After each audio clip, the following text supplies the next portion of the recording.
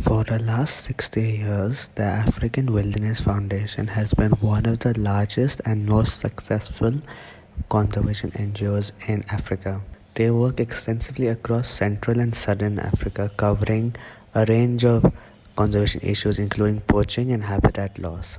Today, I interviewed the CEO of the African Wilderness Foundation, Kaddu Sebunya, to talk more about the great work AWF is doing, the importance of trophy hunting in conservation, and various other important topics in regards to conservation in the continent. Tune in to listen more and do not forget to share and subscribe. Welcome, Kaddu. It's a pleasure to have you on the podcast. Thank you for having me. My first question for you is that what is the idea behind the African Wildlife Foundation and what is your vision for the long term?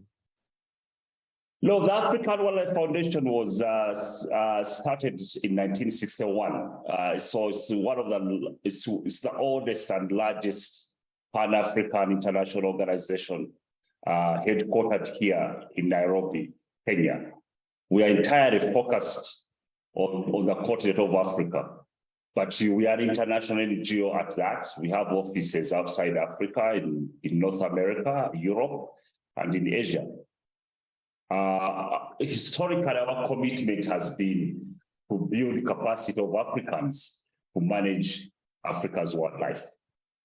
It has evolved in the last 60 years over time.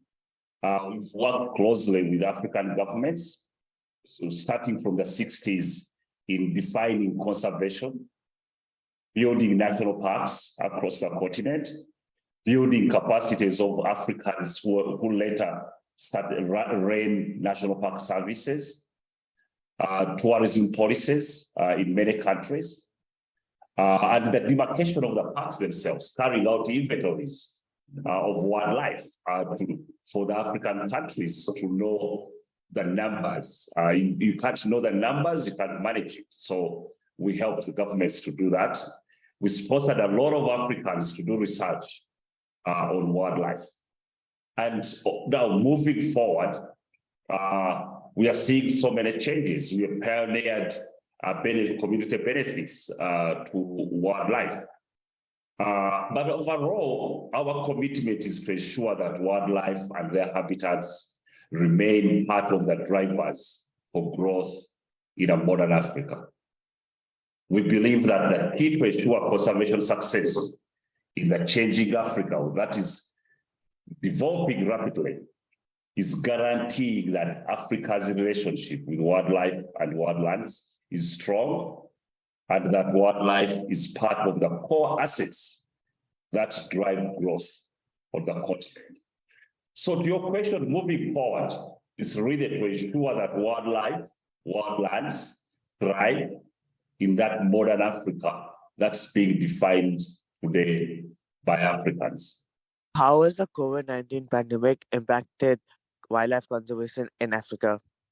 COVID is really had a huge impact. Wildlife management and protection and conservation in general on the continent relies mostly from revenues from tourism. As soon as COVID showed up, economies started shutting down. Travel was shut. Borders were shut. What we did as the largest African NGO, we started calling out to National Park Service officials, 54 of them across the continent, trying to understand what the impact is. We had several conversations. I remember vividly, a lot of these directors were telling me, we've run out of money. Or I have money and I'm remaining with only 6 months to pay salaries, to pay for patrols, to fuel the cars. Others were saying, I have to lay off the entire staff of the park service because my revenue has vanished overnight as I stopped receiving tourists. So for government national parks, tourism funds on average about 60% of the operations of parks. Now, for private landowners, tourism funds 100% of their operations of managing and conserving these wildlife areas that are under private lands. But it was not only revenue. Tourism, by reducing the number of visitors, the parks, or activities in the parks, the poachers had a field day because of reduced eyeballs, reduced vehicle movement in the park. So there were no people, they were not afraid of being caught because there were no patrols, there were no tourist vehicles, and there were no activities in the park. So that was another impact. The other impact from COVID was, as you lay off people who work in national parks, they need to find money to continue their lives, to support their families. So they were vulnerable to be recruited into these by the bad guys who are looking for illegal wildlife trade. So that was another impact. But also, all was not bad. COVID also demonstrated that to us and proved to us how important conservation is. That actually conservation is not about protection of animals, or it's not about liking animals more than people. That actually conservation is about health, because these viruses came from wildlife, they came from wild places, and what conservationists do, like me, is to protect and keep viruses away from humans. So conservation actually is a firewall that protects human beings healthily from viruses, and we keep viruses in wildlands and on animals.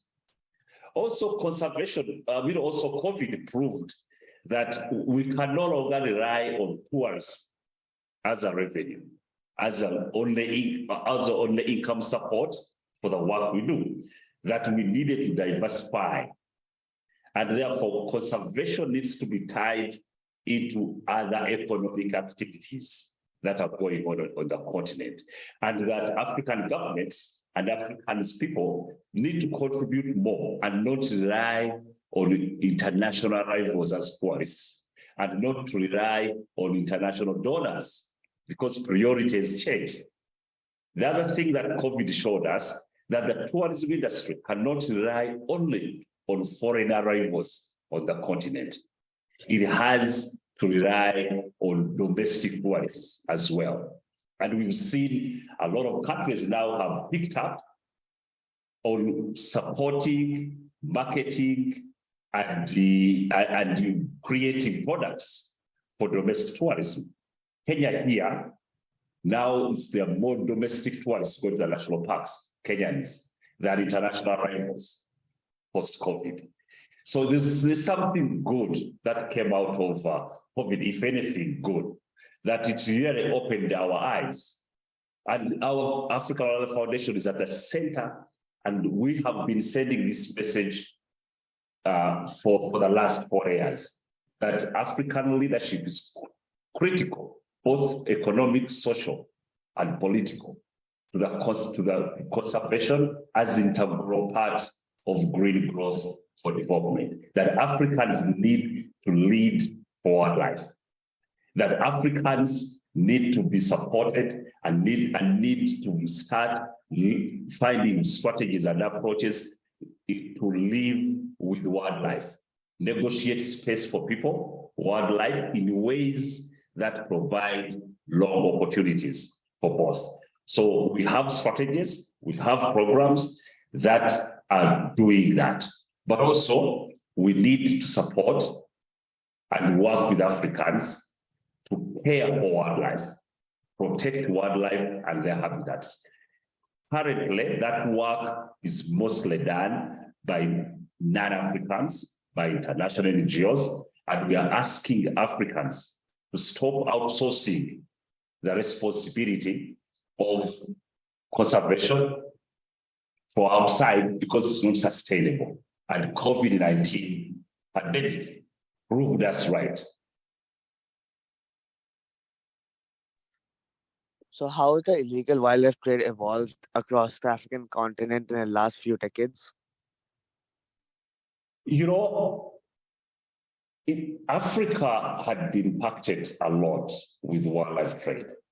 I'll give you an example. In 1970s, my lifetime, when I was about 11 years old, Africa had about 1.5 million elephants. Today, Africa has less than 500,000 elephants. And they are only found in very, very few countries, in less than 10 countries out of 54 countries. Rhinos are extinct in many countries, in the wilderness, in many countries in Africa.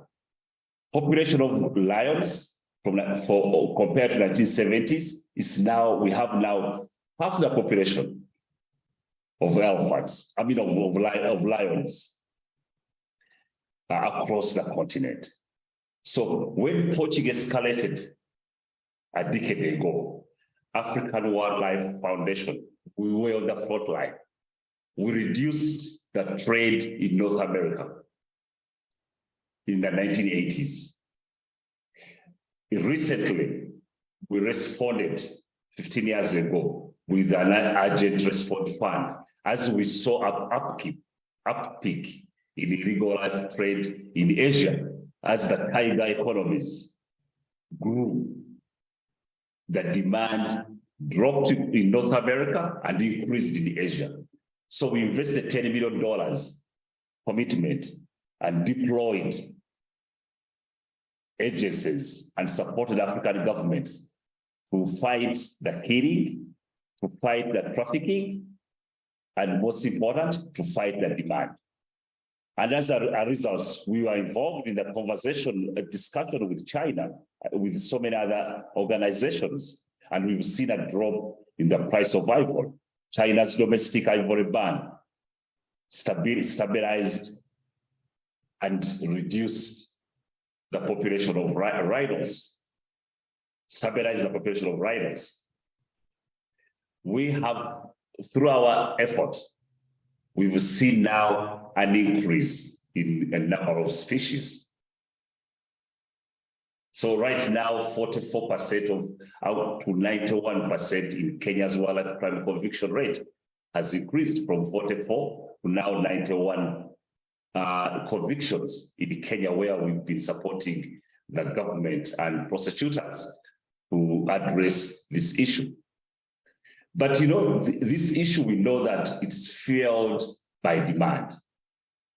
Until that demand stops, the killing is not going to stop. And the demand is not in Africa, it's outside Africa. So we need to address that. It's about a $23 billion economy. It has now moved to on the internet. It's the dark internet website. That's where now it's treated for. But we've had a lot of programs that address this thing. And I'll tell you, between 2000 and 2014, through our programs, we've declined trafficking by about 30% in the African savanna elephants, due to our efforts and the efforts of African governments. Poaching of rhinos in South Africa, that grew to over 9,000% in 2007 to 2014. We've reduced it through our efforts and other partners. But we know there are certain areas. I mean, pangolin is the most trafficked mammal in the world. Africa loses over 1 million pangolins that are killed illegally and traded in the last 15 years. So it's something that we are tracking and we are dealing with. And we have so many cases and examples, some from our work. We work with countries to train prosecutors. We've assisted and enhanced effective prosecution of wildlife crimes in 18 countries across sub-Saharan Africa. Trained and capacitated around 500 personnel of law enforcement agencies and criminal justice systems to support wildlife prevention. We've trained 100 professional dog handlers in 13 countries in Africa. The dogs you see at airports, at ports in Africa, that has been our work. We've trained and deployed 50 dogs across the continent. Cameroon, Kenya, Uganda, Botswana, Mozambique, Ethiopia, Kenya here, Tanzania. All these countries are benefiting from many of our programs of anti-counter wildlife trafficking. We've been very successful, but the challenge still exists. We just need to continue. But again, until the demand stops, which is mostly now in Asia, Europe and North America, the killing and the trafficking is not going to stop in Africa. South Africa recently allowed the domestic trade of rhino horns. So can you elaborate a bit on why this decision was made and what has been the broader impact on rhino conservation? Well, in Africa, more than 50% of all African rhinos are in private and communal lands. They're not in protected areas. South Africa has 81% of the remaining white rhinos, for example, and 33% of black rhinos remaining on the continent are in South Africa. State land protected areas like Kruger National Park lost about between 78 to 80% of white rhinos and 68% of black rhinos in 2021, according to the reporting from government. So you need to look at the role of private landowners in the conservation of rhinos. The proportion of white rhino population is in private lands. And like I said, not only South Africa, equally in Zimbabwe, the proportion of black rhinos and white rhino population is again in privately owned areas. In Namibia, 27% of black rhinos, 75% of white rhinos are again in in private owned lands. So that rule has implications. Private landowners, as they manage this high percentage of rhinos, they spend money to do that. Where are they going to get the revenues to continue managing conservation of this important species of the world? So the owners believe that trading in rhino horn is a solution.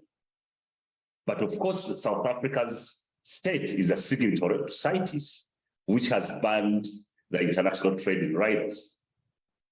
So it's really a balancing act we need to do. As African Wildlife Foundation, we think that the actual solutions actually are not in selling over the rhinos, but we need to be more creative and create other opportunities that private landowners should have. Banning the trade doesn't solve the problem. Allowing the trade in rhinos has serious implications, rhino conservations in other countries on the continent. So for us, we think that there are several policy implications and recommendations that we need to look at. Governments need to look at tax breaks, for example, for people who are really trying very hard and spending their own money to protect rhinos on their private land. We need to look at carbon credits and rhino bonds. That's part of the discussions that I hear from World Bank and IFC. We need to look at other sources of revenue, certifications that increase tourism, and hunting offerings. We need to look at that. And then the people who are interested in conservation, maybe crowdfunding can also come in to help and support the private landowners. But the critical message is that we really cannot disregard the voices of private landowners who are managing 80% of the remaining white rhinos and 33% of the black rhinos. Their role is critical, and there's the dialogue that we need to have and hear them out and find solutions to this important issue. How is agriculture impacting wildlife conservation in Africa so extensively? You know, the biggest challenge to conservation in Africa or to wildlife in Africa is habitat loss. And habitat loss has been driven by three things. One, by climate change.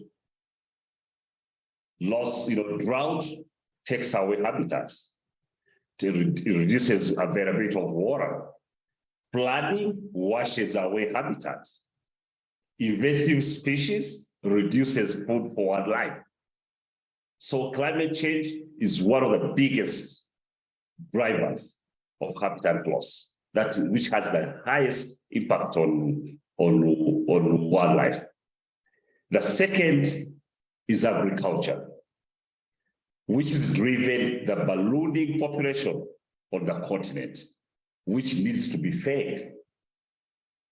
And agriculture employs more than 80% of Africans. It provides employment of about 2/3 of the continental's working population. And for each country, it contributes on average 30 to 60% of the global domestic product and about 30% of the value of export. So agriculture is a very, very important sector for across Africa. So there's a lot of investments and attention on agriculture from governments. And therefore, agriculture is a competition between conservation and space for agriculture. There is a need to have that conversation and negotiate space, because it can't be one or the other. The continent needs agriculture, but so is the continent needs conservation, because this big agriculture sector relies on rain. More than 80% of agriculture on the continent is rain-fed. And conservation is responsible for where rain comes from. So without conservation, we are not going to have good agriculture.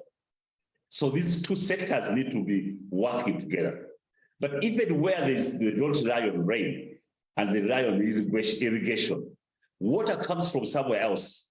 And so the recharges of the reservoirs underground, for those who depend on irrigation, still conservation contributes to the recharging of the rain. Conservation protects the ecological infrastructure that we need to promote and have value addition to agriculture. So the linkage is critical.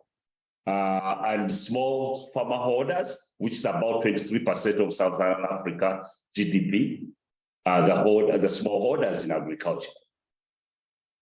So conservation is a tool for agriculture, and that's how everyone needs to see it. But in my conversation with many of government officials and analysis of budgets, African budgets, a lot of attention goes to agriculture. Agriculture takes about 30% on average of government investments. And conservation, less than 2%. And that's a false choice. How can wildlife conservation be used for economic growth in Africa? There are linkages. It's unfortunate that the model of conservation that a lot of people are practicing on the continent doesn't realize the conservation as a tool for economic development.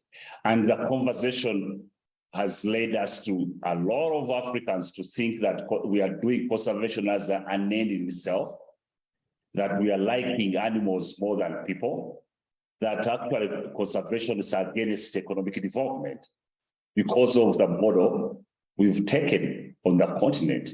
The model currently being promoted is protectionism, that we are going to invest in protected areas, protect wildlife, build fences, hire rangers with guns to protect the animals, and you have vehicles, buy helicopters, and that model is very, very, very expensive for any government and people of Africa. So the more we are going to connect conservation to economic development and economic aspirations of Africa, the more we are going to have a cheaper model, which AWF is pioneering in many of our programs for conservation to be sustainable on the continent. And there are ways to do that. I'll just give you an example. Conservation is a big part of food security. It supports agriculture. It's not about animals. The animal's role is to really sustain the ecological systems that support agriculture. But people need to see conservation as something we need to do in order to have food security for the 1.3 billion Africans. Once that conversation and that connection of those dots is realized, then people are going to see how wildlife conservation is a tool for economic development. When people start seeing that majority of water sources for urban centers in Africa, majority of them are coming from protected areas, then they realize that the work we are doing in protection of wildlife in protected areas is about provision of water sources, provision of water to people in Africa. When people realize that hydropower generation, which is a big part of our energy sources for industries in Africa, is hydro. Then people realize that the water for many of the hydropower generation plants come from conservation, from protected areas. And therefore, conservation is about energy sources. It's not about animals. It's about our water sources. When people realize that more than 86% of Africans' energy source is from firewood, is from charcoal, and that forestry conservation is a big part of sustaining energy sources for the 80% of Africans, then people are going to realize that wildlife conservation is a tool for economic development and for the survival of people of Africa in this tropical continent. But that conversation, as conservationists, we have not embraced it. We talk about our work as if our work is only to protect wildlife. And we are seen as people who like animals more than people. We project our work as if we are doing it for tourism. And the majority of tourists are non-Africans. And therefore, our work benefits non-Africans. That's how it's seen. And that's what we need to change. And that's the model the African Wildlife Foundation is leading to really change and disrupt how conservation is being done on this continent. It's not sustainable. The model is very expensive. And it's not understood and doesn't seem to be benefiting majority of Africans on the continent. So we need to start a conversation where we can get this minority issue, the current minority issue, conservation, to become a majority concern. That's critical for our success. So despite a lot of ethical concerns, there are many conservationists who support the use of trophy hunting for wildlife conservation in Africa. Why is this the case? Well, because most of conservations, including myself, we have no luxury of reducing the tools we have for conservation because of the challenges we have faced on this continent. Hunting is one of the tools we can use effectively for conservation. That's why you see many conservationists keep voicing the importance of property hunting. There are areas where it's done badly. There are bad practices. Majority actually of property hunting is done badly. It's not done very well. But it doesn't mean that it's a bad tool. We can clean it up. We can manage it better. And there are countries where it has worked very well.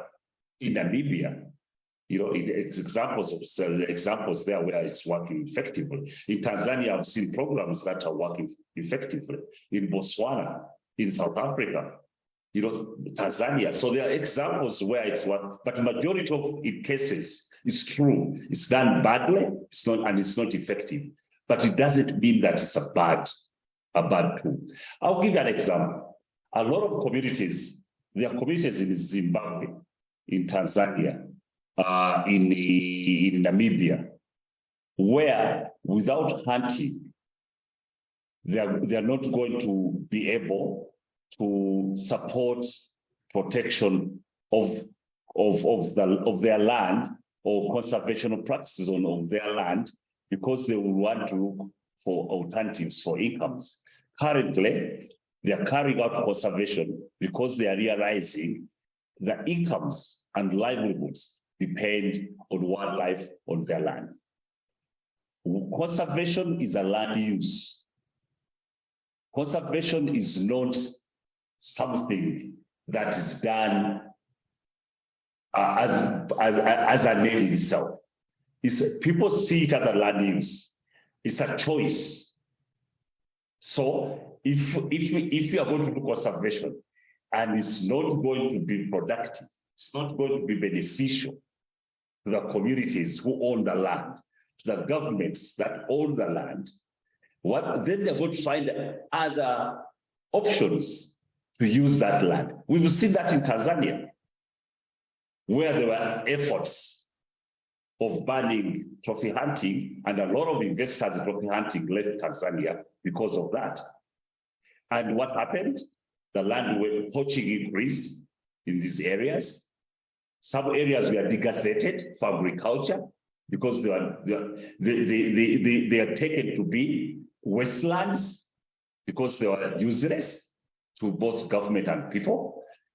And these areas are not suitable for any other economic activity, not even photography tourism. So in some of these cases, trophy hunting becomes very, very, very important for conservation.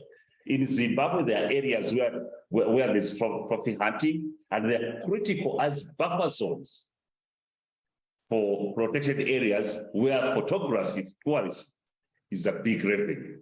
And without those buffer zones, these areas that are holding a big number of wildlife and huge biodiversity sick banks, we wouldn't be sustaining them without trophy hunting.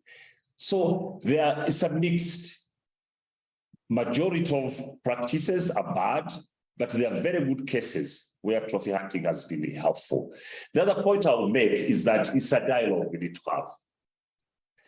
Majority of I know only one country in Africa that doesn't accept by law trophy hunting. Majority of African governments by law support trophy hunting.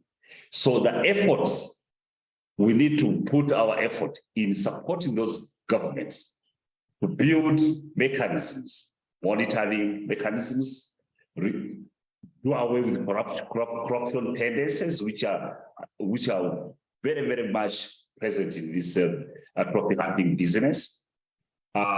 Use science, data, research and data to make sure that the business is done based on science, and we'll see an improvement in the industry, and we'll see more benefits in industry, and we'll see how this industry could benefit conservation.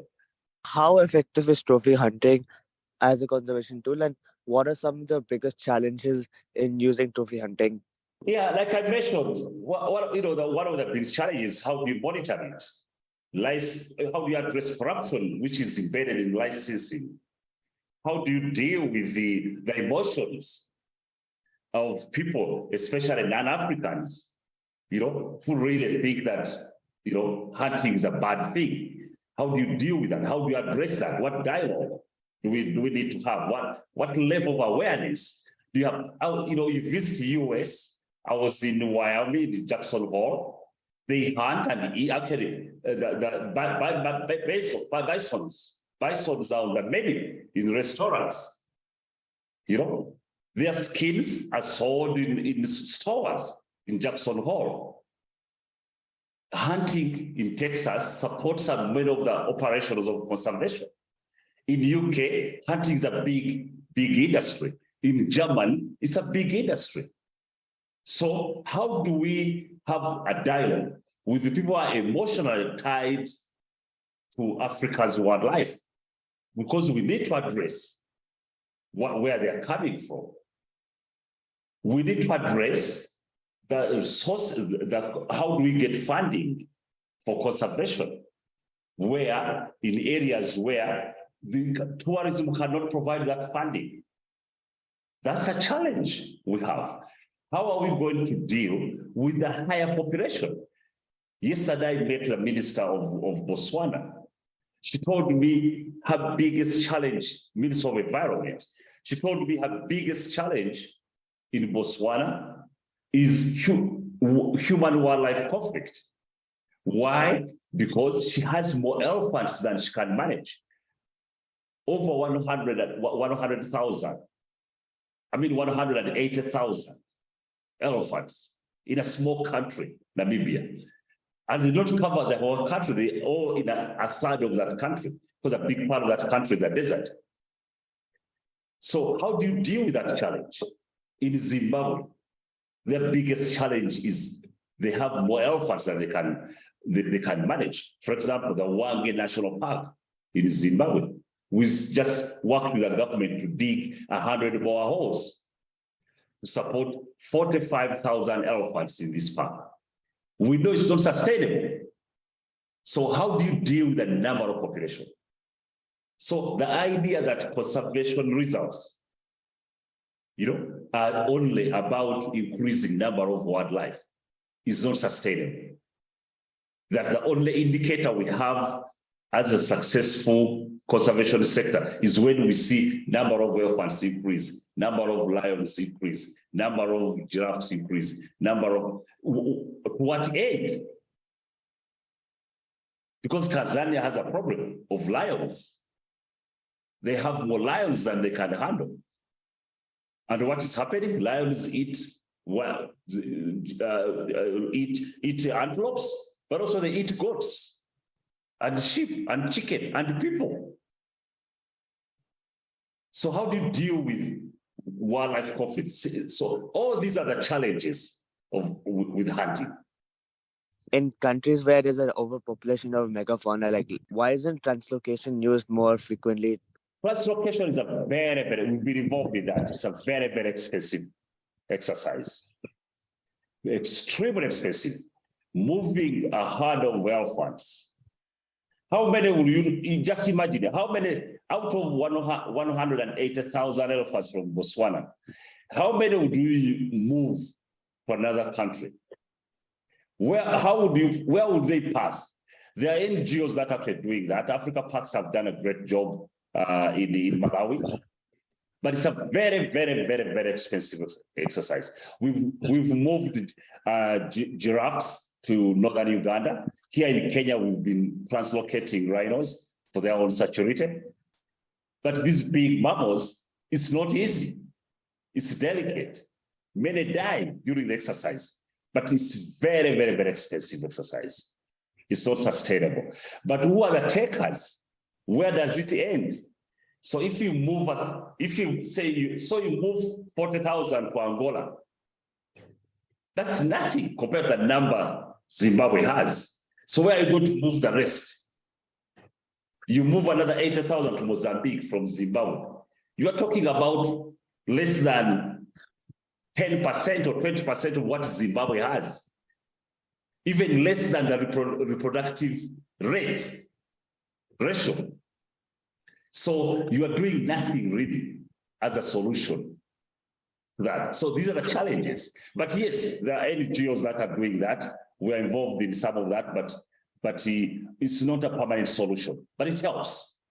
I think that transboundary opening land, stopping this building forts for national parks, managing these larger areas as landscapes, increasing benefits from conservation and tourism, building wildlife economies in these areas, I think is a big part of this solution and more effective than relocations.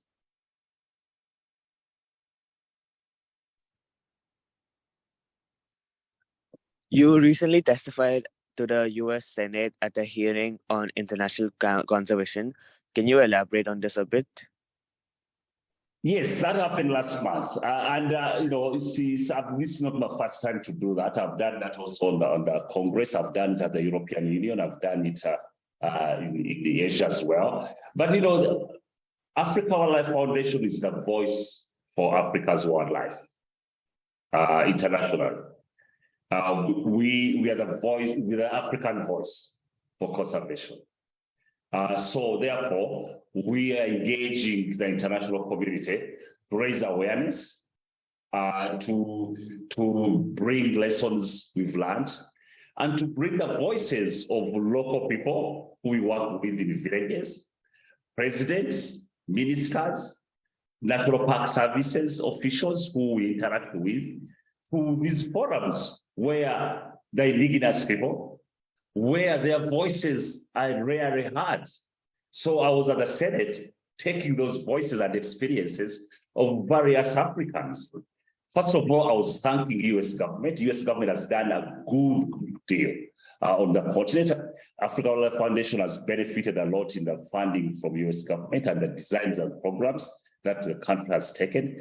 But there's been mixed results. So I was telling the Senate what lessons we've learned from their own investments and how that can be improved. I was talking about the importance of locally led conservation, and the balancing act we need to have between conservation and development on the continent.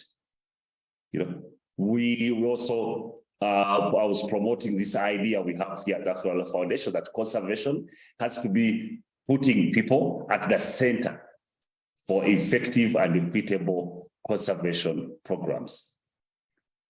And also, I was talking about the success in Africa, because Africa has 30% of biodiversity. And at the international level, you rarely hear the success of Africa in conservation. You always hear people talking about the skies falling on Africa. There is a reason why Africa is the last continent to have 30% of the biodiversity. And we are holding that for the rest of the world. So Africa is a big solution to the natural challenges of the world, whether it's climate change, whether it's Ukraine, hurricanes, whether it's wildfires right now going on in Canada. Africa is a big part of the solution to the flooding you hear in Europe and the weather changes in the rest of the world. So project the position of Africa in the global discussions, especially on climate change, but also to also emphasize that it requires investments in solutions tied to local priorities and aspirations, that the world needs to support addressing the complex realities and of rapidly emerging conservation challenges facing the African continent's leaders. And if the world doesn't, or if the US doesn't, in this case, it doesn't, those climate catastrophe don't want to stop in Africa. It will show up in North America, in the hurricanes, in the seasonal differences, extreme weather, just because of what we are doing in Africa. The Congo Basin alone absorbs more carbon than any other forest cover, including Amazon. So it's a land for the rest of the world. Conserving it is not only for Africans, it's for the rest of the world. So it was really highlighting the importance of the African continent in the global solutions and the role of the US and the lessons we've learned and the voices of Africans at that stage. The African Wildlife Foundation has made a collaboration with the Kenya Climate Innovation Center. So could you elaborate a bit on this partnership? Yeah, no, those guys are doing a great job. The Kenya Climate Innovation Center, they are ahead. This is an idea we have that here at AWF, that really we need to embrace technology. Research needs to be applied research. And the Kenya Climate Innovation Center is doing a great job at that. Partnering with the largest conservation NGO on the continent, we are able to scale up some of the lessons that Kenya Climate Innovation Center has taken and take them to solve the challenges of Africa beyond Kenya. So environmental conservation stability is an issue we are going to address. Biodiversity conservation, community empowerment, outreach and training on enterprises is key, because conservation has to be a business, and this center is going to help us think through some of these things, and also see how we can empower young people and women in dealing with the challenges of conservation. So through this partnership, we will both identify and support climate entrepreneurs and provide crucial resources for their mentorship, funding, and technical assistance. So we're excited about this partnership. But also it's really a strategy for us. We can't do it all. It will require partnerships. It will require bringing in private sector. It will require bringing in universities, researchers, knowledge, innovators, to really address the challenges we have at scale. We believe in this partnership will greatly assist in scaling up of our climate mitigation efforts. So it's exciting to have them work with us. My final question for you is that how can individuals contribute to the African Wildlife Foundation and wildlife conservation in Africa as a whole? I think that, the individuals, it starts with the individual. It starts with the actions. We can't leave this to institutions. It's going to depend on individuals' mindsets that can change. It's going to, so that they can embrace conservation. COVID itself was a big contribution from individuals on how individuals manage nature. And that's how we ended up with COVID-19. So individuals can contribute to conservation in Africa. But people need to understand, especially the people outside Africa, that the challenge is here. We need to do something. We need to do it quickly, but it doesn't mean that you're going to parachute it in here and do the work that should be the responsibility of Africans. Africans will need support, they will need help, but they shouldn't be, nobody should go in front of them to solve this problem, because the problem is real. I think the sustainability of our work is going to depend on how do we support individual Africans, how do we support individual institutions, and how do we support African ownership. That way, it will begin us on a trajectory that will embrace African ownership and leadership in the conservation sector. That is so critical in the success of what we do. Any individual contribution needs to focus or contribution and strategy need to focus on how do we support young Africans. Young Africans are 70% of the continent. So any conservation program that doesn't involve young Africans is doomed, because they are the majority of this continent. They are the custodians of the future. And the work and the results needs to be owned by them. And then individuals' mindsets are going to be critical in changing the conservation model we are having now, which is too expensive for any government, for any institution to carry out. It requires huge investments, the model we are using of protectionism. So that is what I would advise anyone who wants to be successful in carrying out conservation programs in Africa. The other last point is the private sector.